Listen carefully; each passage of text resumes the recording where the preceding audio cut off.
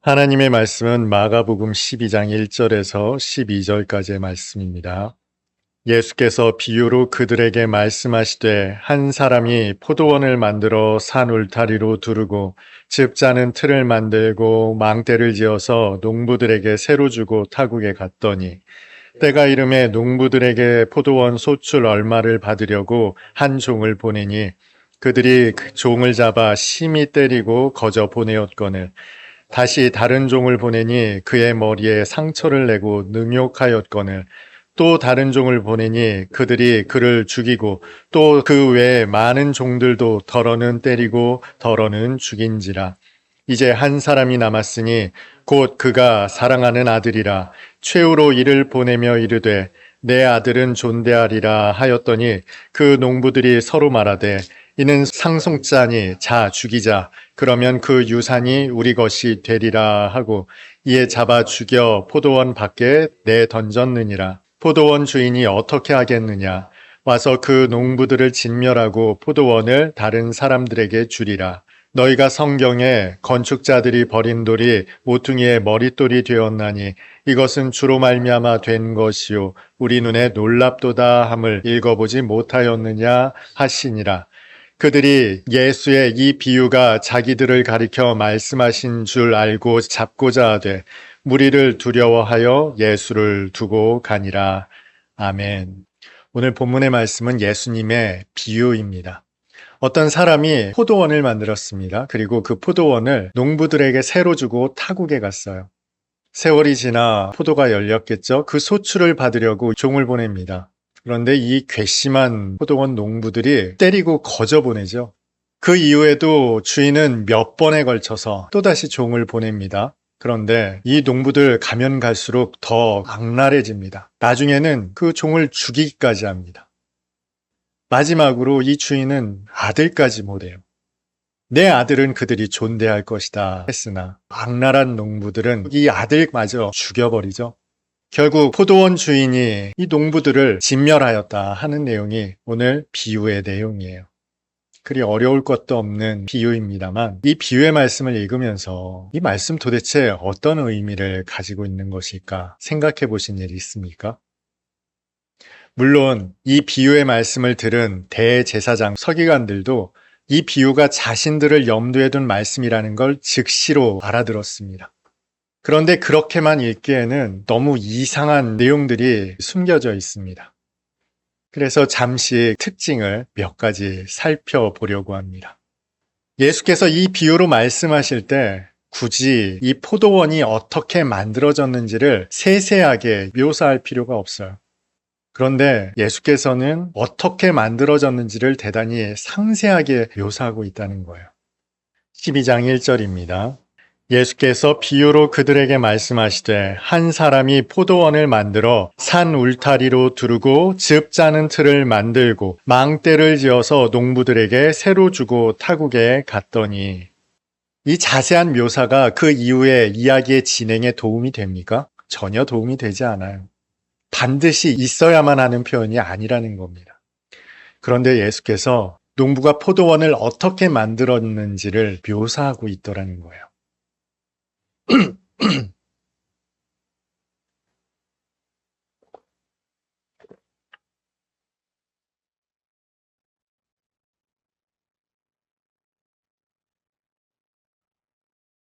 새로 주고 타국에 떠난 주인 얼마 지나 포도원이 생각났습니다. 수확기가 지났기 때문이죠. 포도주도 만들고 건포도도 만들었겠죠. 해서 그 소출 얼마를 받아야겠다 싶어 종을 보냅니다. 그런데 소출 얼마라고 기록되어 있습니다만 사실 이 얼마라는 표현이 헬라어로는 적당한 단어가 기록되어 있지 않아요. 다만 그 유사한 표현이 아포라는 단어거든요. 무엇의 결과로라는 의미예요. 수확의 결과로 소출을 받으러 보냈다. 이런 의미쯤으로 해석하는 게 적절해 보입니다. 그러니 오늘 본문에 기록된 대로 얼마쯤이라는 이 단어는 사실 원어에는 기록되어 있지 않습니다. 다만 그 양이 얼마쯤 되겠구나 유추할 수는 있습니다. 이 주인이 보낸 종의 숫자가 한 종이었습니다. 이 종이 낙타를 한 10마리쯤 끌고 갔을까요?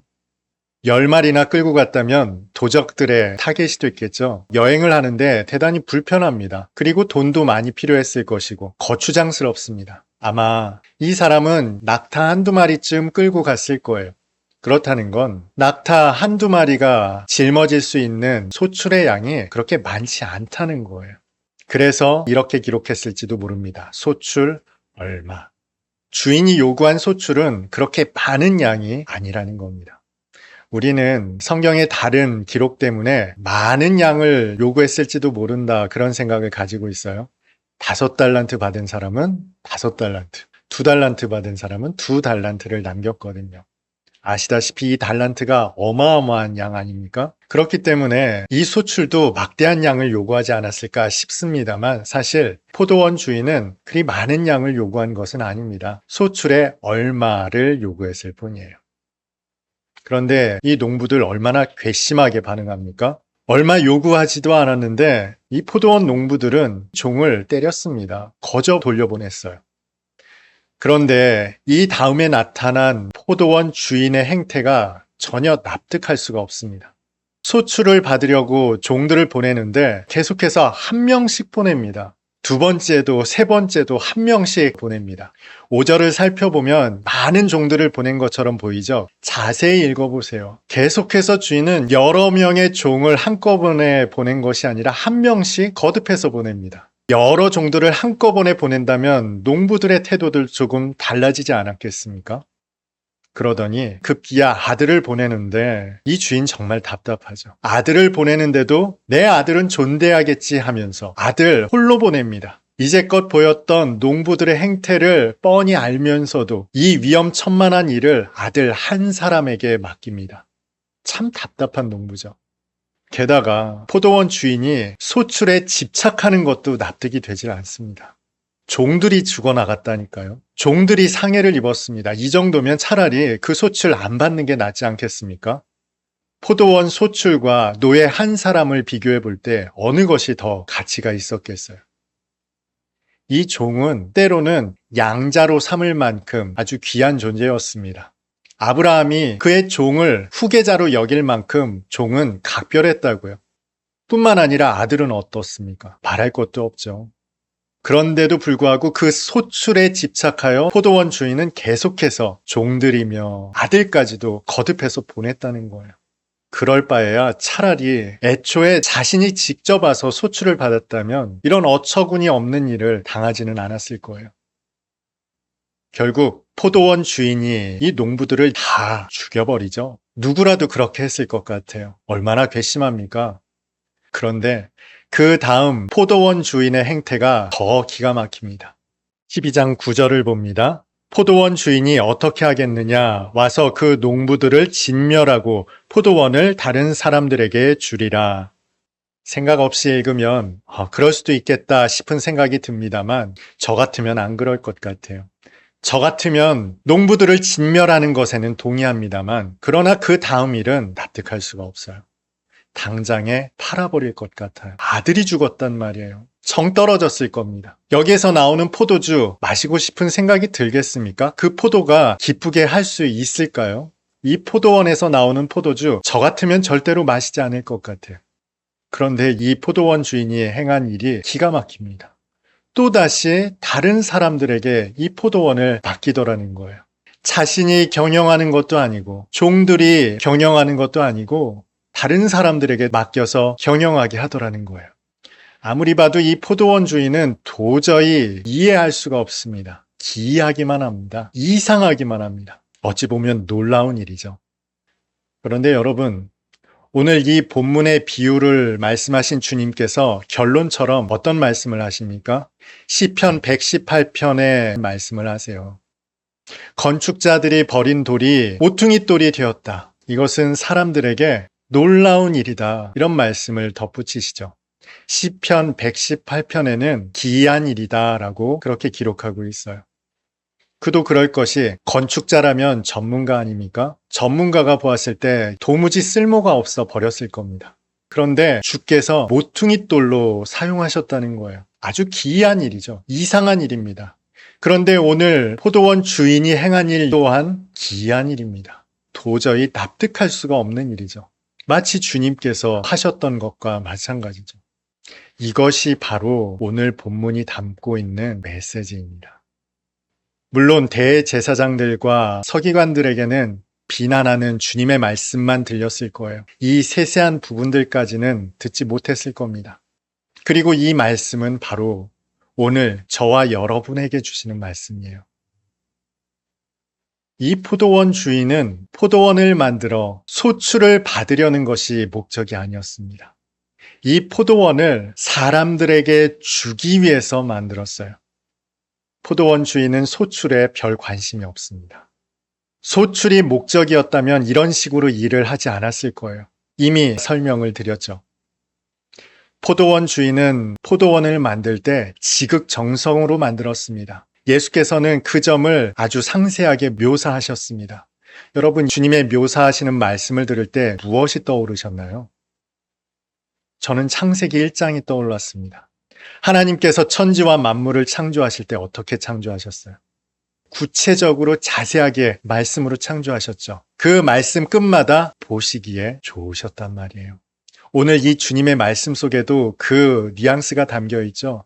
포도원 주인이 포도원을 만들 때 얼마나 정성스럽게 만들었는지가 담겨 있어요. 다음에 나오는 내용과 전혀 무관한 아주 구체적인 내용들이 담겨 있다고요. 포도원 주인이 포도원에 얼마나 애정을 가지고 있는지가 나타나 있는 대목이에요. 포도원 주인은 이 포도원이 너무 좋았어요. 그런데 포도원 주인은 계속해서 포도원을 누군가에게 넘기더라는 거예요. 주더라는 거예요. 포도원 주인은 포도원을 사람들에게 주는 것이 목적이었습니다. 여러분이 근사한 집을 한 채 지었다고 생각해 보세요. 그런데 그 집을 누군가에게 주기 위해서 짓습니까? 세상의 이치로 볼 때는 전혀 납득할 수가 없죠. 그런데 이 포도원 주인은 포도원을 주기 위해서 만들었습니다. 그야말로 이해할 수 없는 일입니다. 기이한 일입니다. 놀라운 일이에요. 주께서 행하신 일과 마찬가지죠. 포도원 주인은 처음부터 소출을 기대하지도 않았어요. 종 한 사람을 보냈다는 것이 그 증거입니다. 그럼에도 그 소출을 목적하여 종을 보낸 이유가 뭘까요? 이 포도원이 당신의 것이라는 확증을 위해서 그저 종 한 사람을 보내 요구했던 거예요. 하나님께서 천지와 만물을 창조하시고 사람을 창조하시면서 이렇게 계획하셨습니다. 생육하고 번성하기를, 땅에 충만하기를, 땅을 정복하기를, 그 땅을 다스리기를. 그러나 중요한 것은 그 땅의 주인은 누굴까요? 하나님이세요. 이 아름답고 찬란하게 만든 우주와 만물, 이 땅의 주인은 하나님이시다. 그 한 가지 사실만을 주지하기를 원하셨어요. 그 방편이 무엇입니까? 선악과잖아요. 선악과는 먹지 말아라. 그러나 이 괘씸한 사람 아담과 하와는 그것마저도 소유하고 싶었습니다. 마치 이 농부들과 똑같죠. 이 농부들은 모든 것을 소유하고 싶었어요. 주인에게 마땅히 드릴 소출마저도 주인에게 보내는 것을 원치 않았어요. 그 얼마나 됐겠습니까? 그러나 그들은 원치 않았다고요. 심지어 그 상속자마저도 죽이고 모든 것을 소유하고 싶어 했습니다. 그 삐뚤어진 마음이 오늘날 어떻게 나타납니까? 여러분, 하나님께서는 사람들에게 생육하게 하셨고 번성하게 하셨습니다. 땅에 충만하고 정복하고 다스리게 하셨어요. 이 명령은 땅을 향한 명령입니다. 사람들을 향한 명령이 아니라고요. 사람들 가운데에는 서로 형제와 자매로 한 가족으로 부르셨어요. 그런데 이 삐뚤어진 인간의 욕망은 사람들을 정복하고 다스리는 데까지 이르렀죠.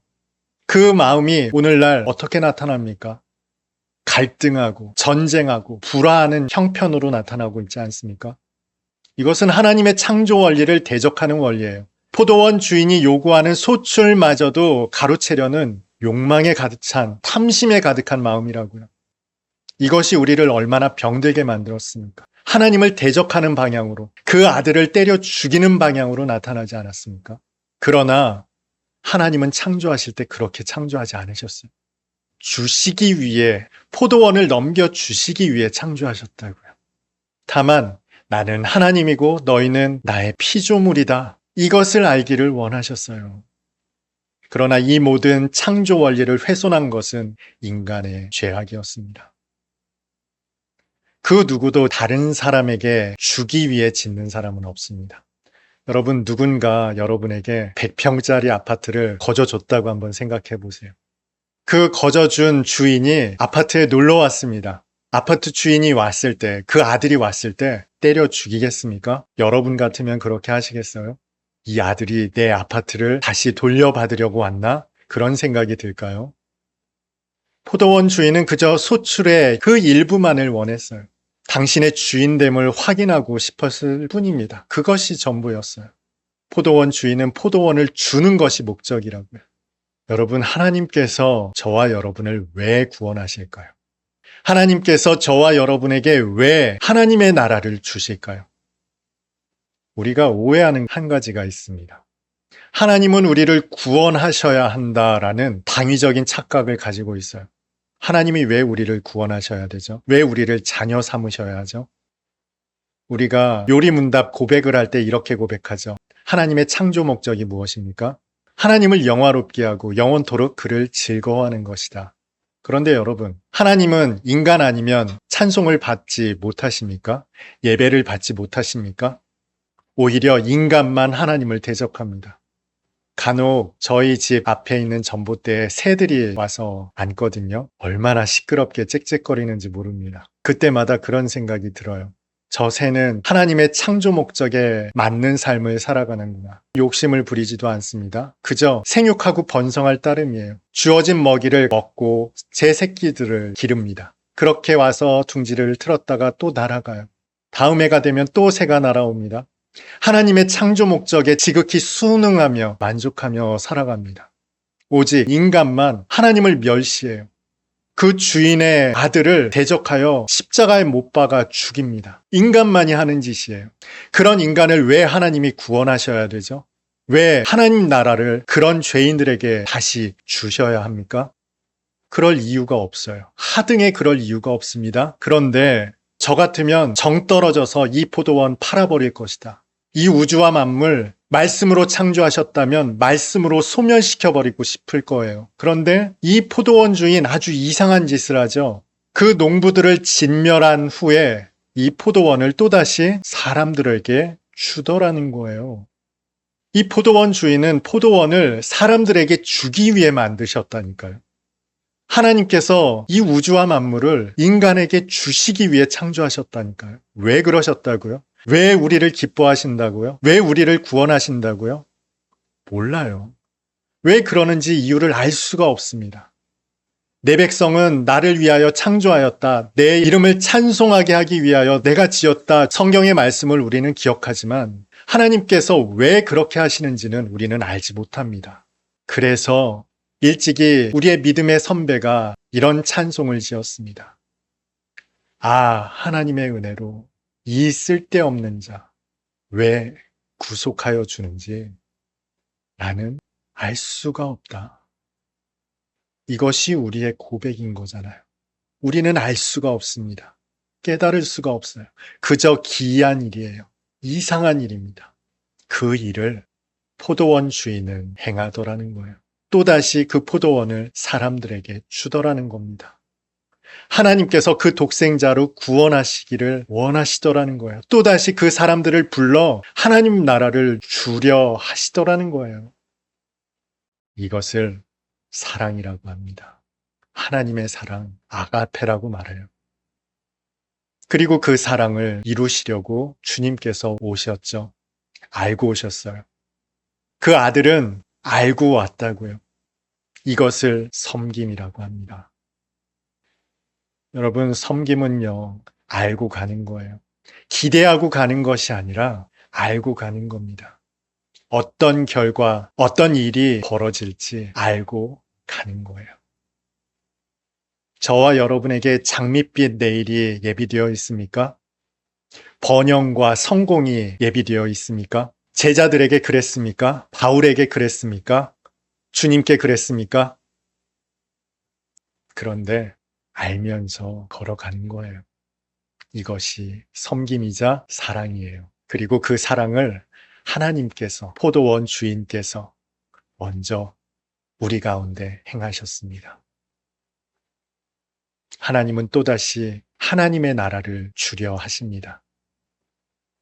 그 나라를 살라고 하세요. 주님은 알 수 없는 사랑으로 죽기까지 순종하셨고 죽음으로 우리에게 생명을 주셨죠. 이제 그 주신 나라, 죽어야 사는 나라, 우리도 똑같이 사는 겁니다. 이것이 섬김이자 하나님의 사랑을 덧입은 하나님의 자녀들의 믿음의 여정입니다. 그 이해할 수 없는 포도원 주인의 마음을 알았다면, 그 하나님의 기이한 사랑을 알았다면, 우리에게 주신 하나님의 나라를 기꺼이 걸어 나아가시는 저와 여러분 다 될 수 있기를 주님의 이름으로 축복합니다.